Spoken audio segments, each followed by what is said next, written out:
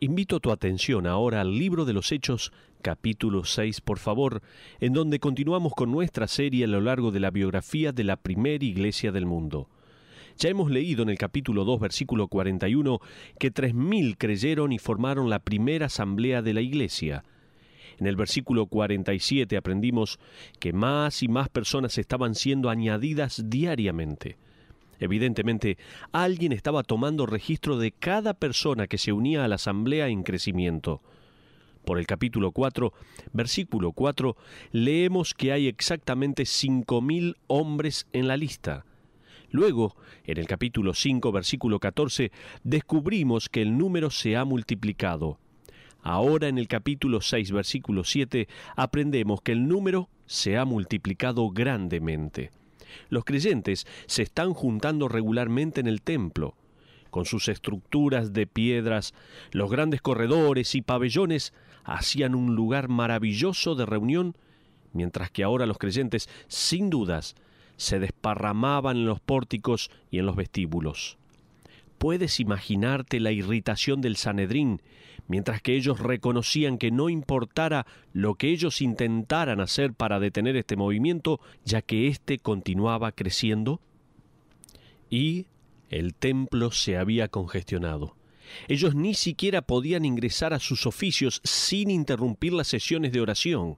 No podían hacer sus sacrificios sin escuchar los ecos de la predicación de la cruz a lo largo de los corredores. Por ahora, por lo menos durante la gran parte del capítulo 6, las manos del Sanedrín se encuentran atadas. Sin embargo, estamos a punto de descubrir que la Iglesia tiene el poder de destruirse a sí misma. Me gustaría mencionar ahora verdades eternas sobre el crecimiento de las iglesias.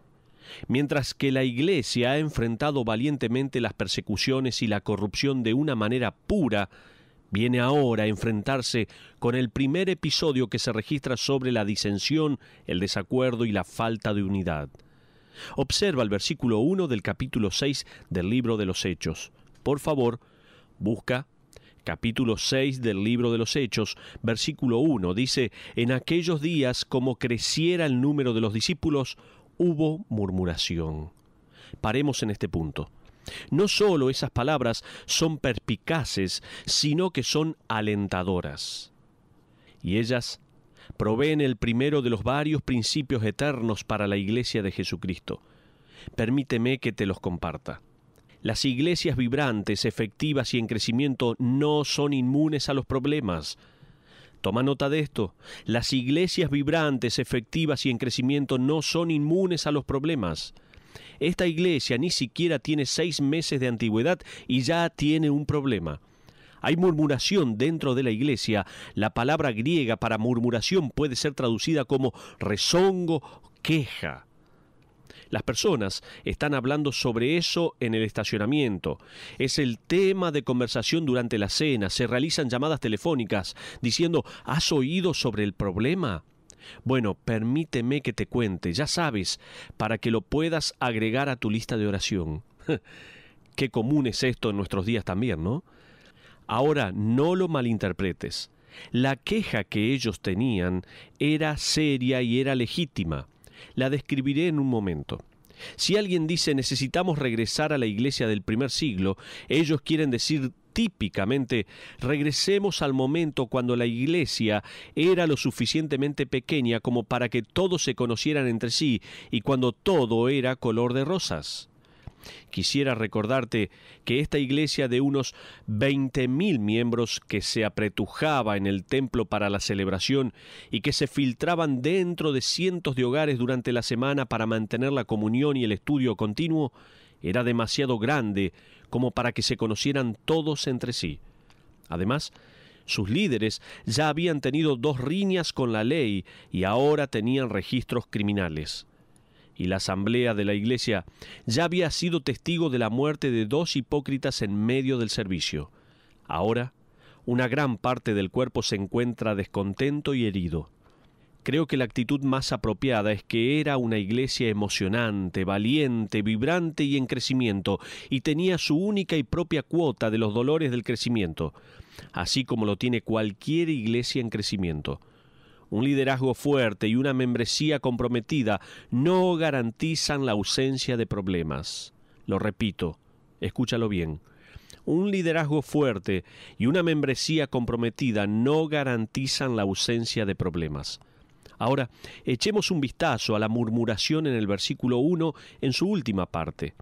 Dice así la Biblia: hubo murmuración de los griegos contra los hebreos, de que las viudas de aquellos eran desatendidas en la distribución diaria. Este era un problema serio que debía ser mencionado. Era serio por varias razones. Mientras que para nosotros puede parecerse sencillo proveer de una solución, el problema era más profundo. William Barclay nos presenta el escenario en este contexto. Él escribió esto, escucha bien. En la sinagoga había una rutina de costumbre. 2 colectores recorrían el mercado y las casas particulares cada sábado por la mañana y hacían una colecta para los necesitados, parte en dinero y parte en bienes. A lo largo del día esto era distribuido. Es claro que la Iglesia cristiana se ha apoderado de esta misma costumbre. Hasta aquí lo que dice William Barclay. Ahora, permíteme explicar el problema. Había 2 clases de judíos en la iglesia primitiva. Tu texto los llama griegos o judíos helenísticos y hebreos o judíos palestinos. Permíteme que los describa de manera que puedas entender la volatilidad del problema. Los hebreos o los judíos palestinos eran descendientes de los judíos fieles quienes abandonaron Babilonia bajo el liderazgo de Esdras y Nehemías. Ellos enfrentaron las dificultades de la reconstrucción de Jerusalén hacia una gloria mayor. Estaban comprometidos a las escrituras hebreas y hablaban hebreo y arameo. Los judíos helenísticos descendían de los judíos que habían escogido, cualquiera fuera la razón, vivir fuera de la tierra de Palestina. Aún eran judíos, pero hablaban griego y absorbieron parte de la cultura griega en sus estilos de vida. Según los escritos hebreos, los helenísticos eran frecuentemente categorizados como israelitas de segunda clase. Eran considerados contaminados por el mundo griego. Ahora, en la Pascua, los judíos helenísticos habían viajado a Jerusalén para celebrar la Pascua y el Pentecostés. Ellos estaban entre los muchos judíos de otras naciones, quizás puedas recordar, que escucharon el Evangelio en sus propios idiomas mientras los apóstoles hablaban en lenguas previamente desconocidas para ellos. Muchos de ellos vinieron a la fe en Cristo y estaban entre estos 3.000 que creyeron y que fueron bautizados. Ahora, en los primeros meses, estos judíos helenísticos decidieron permanecer en Jerusalén. Ellos querían ser parte de esta nueva obra fenomenal de parte de Dios. Sin embargo, siglos de perjuicios no fueron borrados automáticamente solo porque estas personas se hicieron cristianas. Este tema tenía el potencial de resquebrajar a la iglesia y de destruir su testimonio. David Jeremiah escribió esto, escucha. El problema en la iglesia siempre viaja mucho más rápido que el triunfo. Y la discordia es una desgracia para cualquier iglesia. Es un testigo terrible que la iglesia de Jesucristo, la cual se supone que tiene el poder para cambiar al mundo, no puede siquiera resolver sus propios problemas y mantener su propia unidad. Hasta aquí lo que dice David Jeremiah. La iglesia estaba enfrentando aquí su primer problema. Y estoy mencionando aquí verdades eternas en cuanto al crecimiento de las iglesias. Y dijimos primeramente que las iglesias vibrantes, efectivas y en crecimiento no son inmunes a los problemas. En segundo lugar, quiero mencionar que la unidad se puede alcanzar a pesar de la adversidad. Por la gracia y sabiduría de Dios entre los apóstoles, la iglesia previene un problema de una manera que nos da un segundo principio eterno, que la unidad se puede alcanzar a pesar de la adversidad. Dicho sea de paso, como sabes, nosotros aún tenemos ese desafío hoy en día. Permíteme discutir algunos de los perjuicios. Uno de los primeros perjuicios es de raza. Cuando estaba en Japón, nuestros misioneros me contaron acerca de la animosidad entre los chinos y los japoneses. En nuestro país, la división racial es entre blancos y los negros. En otros países puede ser otra la división racial. La Iglesia debería moldear el amor entre negros, blancos, amarillos, rojos y marrones, pero con frecuencia refleja la frialdad del mundo. Lo he dicho antes, en relación con el tema de la discriminación, y lo diré nuevamente. Si eres blanco y tienes problemas con un hombre negro que está sentado a tu lado, o con un oriental o con un mestizo del cual no estás completamente seguro, pero sí estás seguro de que no es del linaje eurocaucásico, quiero que sepas, ellos se pueden quedar y tú te puedes ir. De hecho, necesitamos tu asiento. Todos los que estén de acuerdo conmigo digan amén. Permíteme que avance a otros perjuicios sutiles. ¿Qué hay del esnobismo indescriptible entre el empleado profesional y el obrero, entre el rico y el no tan rico? ¿Qué hay en el estacionamiento en donde se encuentra el propietario de un Mercedes-Benz versus el mucho más juicioso espiritualmente propietario de una pick-up Ford, por ejemplo? Ustedes, muchachos que son propietarios de las camionetas pick-up, no deberían menospreciar a aquellas personas. Ellos simplemente no conocen nada mejor. Es solamente un chiste, pero ¿qué hay entre aquellos de ustedes que compran sus ropas en alguna tienda tal vez reconocidísima? Quizás estés sentado al lado de alguien que está usando un viejo y mediocre atuendo que no tiene el nombre de su creador bordado en el exterior.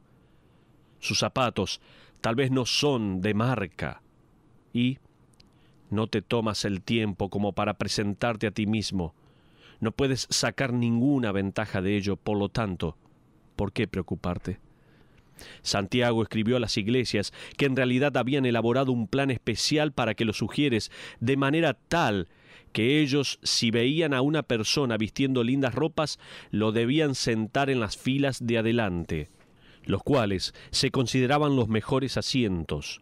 Pero si venía un hombre vistiendo ropas gastadas, lo debían sentar al final, debían decirle que se mantuviese quieto y sugerirle que se retirase antes de la bendición, de manera que nadie se enterara de que él había asistido a esa iglesia. Santiago escribió en el capítulo 2, versículo 9, en su primera parte: si hacéis acepción de personas, cometéis pecado.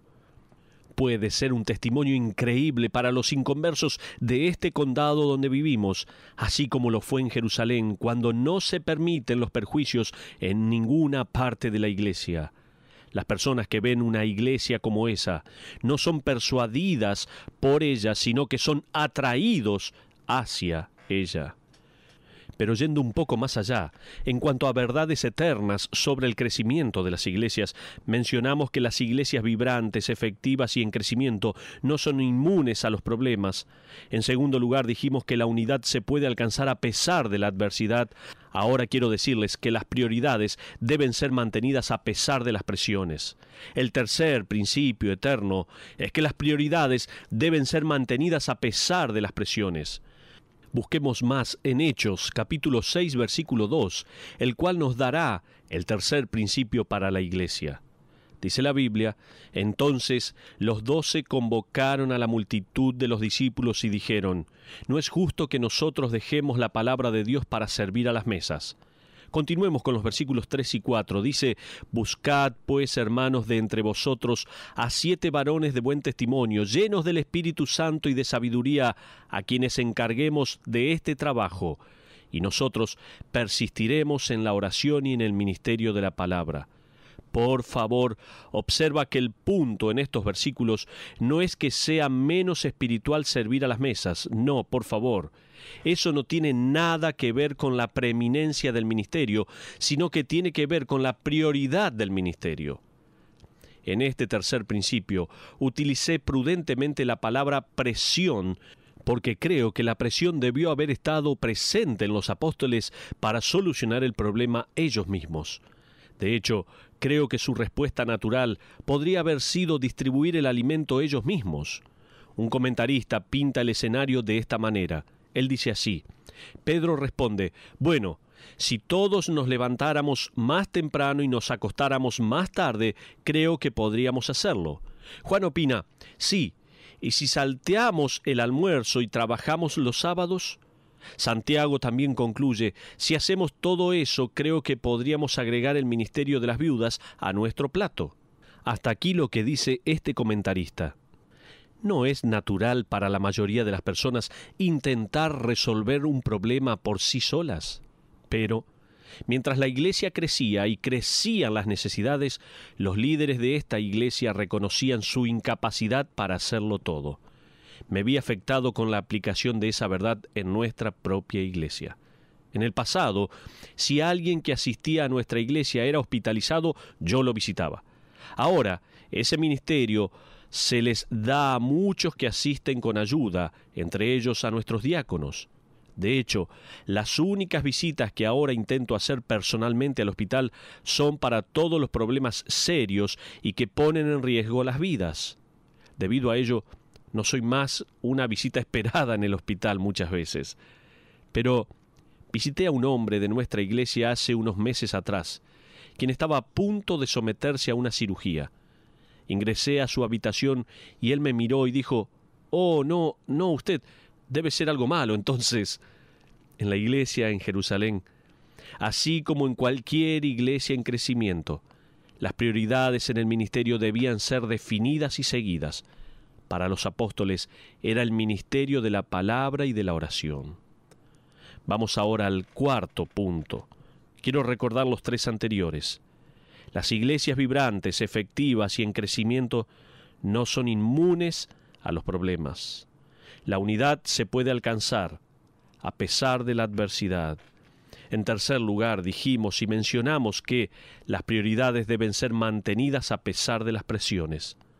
Cuarto lugar, anota este cuarto principio eterno para la iglesia, y es que las posiciones en el ministerio deberían ser basadas en el carácter en vez de la experiencia.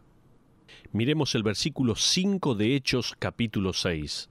Dice la palabra de Dios, agradó la propuesta a toda la multitud, y eligieron a Esteban, varón lleno de fe y del Espíritu Santo, a Felipe, a Prócoro, a Nicanor, a Timón, a Parmenas y a Nicolás prosélito de Antioquía. Ellos debían buscar a 7 hombres de buena reputación, llenos del Espíritu y de sabiduría, de acuerdo con el versículo 3. Esa palabra buscar significa inspeccionar o examinar. Ellos no estaban pidiendo por los primeros 7 voluntarios. Se necesitaría un carácter más profundo y el control dominante del Espíritu Santo para servir a las personas, para ser un corredor diligente para Dios, para darles a otros sin quizás haber recibido nada a cambio de ese lado del cielo. ¿Puedes imaginar lo que sus servicios de liderazgo significaban para las viudas griegas de nacimiento? Ellas estaban hambrientas, olvidadas y solas. Esto iba más allá del dinero y de la comida, era el cuidado y la compasión para el ministerio. Santiago escribió en el capítulo 1, versículo 27, «La religión pura y sin mácula delante de Dios el Padre es esta, visitar a los huérfanos y a las viudas». De manera que la pregunta no es ¿cuánta experiencia tienes?, sino ¿cuánto de ti posee el Espíritu Santo? ¿Entiendes esto? Almorcé la semana pasada con uno de los hombres de nuestra iglesia que viaja alrededor del país hablando en seminarios y en conferencias. Él está en una iglesia distinta todos los meses. Me contó la historia de una iglesia en la costa oeste que tenía la necesidad de alguien que alcanzara a los solteros en su congregación. Un hombre, que era plomero de profesión, empezó a invitar a los solteros a su casa los domingos al mediodía. Él y su esposa no tenían mucho, pero compartían lo que tenían. Él también poseía el don de la enseñanza y pronto inició una clase de escuela dominical para los solteros. Creció en varios cientos de solteros, de manera que la comisión de la iglesia decidió que necesitaban contratar a un pastor para los solteros a tiempo completo. Ellos decidieron que necesitaban a un seminarista graduado, y de esa manera dejaron que el plomero se fuera y contrataron a alguien con un título. Es un problema muy común. ¿Cuántas iglesias necesitan un tesorero y por lo tanto ellos buscan a un contador público, solo para descubrir que lo que ellos necesitaban no era alguien con experiencia financiera, sino a alguien con fe y con sabiduría? El ministerio no es asunto de credenciales, es un asunto de carácter. Quinto y último punto. La madurez como un cuerpo se revela al delegar el ministerio en vez de dominar a los ministros. ¡Qué gran punto! Un quinto principio eterno en cuanto al crecimiento de las iglesias es que la madurez como un cuerpo se revela al delegar el ministerio en vez de dominar a los ministros. Observa el versículo 6 de Hechos, capítulo 6. Esto es muy importante. A los cuales, dice la palabra de Dios, presentaron ante los apóstoles, quienes orando les impusieron las manos. La imposición de manos significaba delegación y autoridad. ¿Quiénes harían el ministerio? 7 hombres piadosos con nombres griegos. A veces, los líderes efectivos como estos apóstoles no se revelan por lo que ellos lograron, tanto como por lo que ellos se despojaron. De hecho, Efesios capítulo 4, versículos 11 y 12 nos dice que aquellos que se encuentran en el liderazgo pastoral están para equipar a los santos para que hagan el trabajo del ministerio.